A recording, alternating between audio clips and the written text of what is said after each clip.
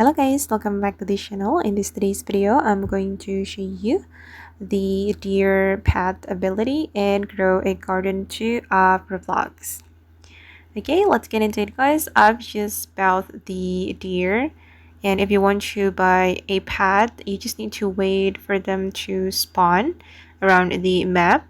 And once they are spawned here, you can immediately buy it.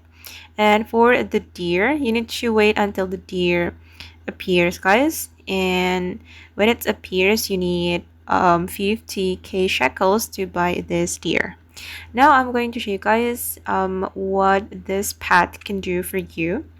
I think this is the best pet I've ever had so far because it can trot around your garden and helps plant grow 10% faster. So yeah, it can make your plant grow faster. I think it's really good.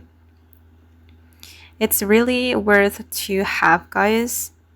But now I'm still poor, so I need to collect or farm more shekels to buy more pads and more seeds.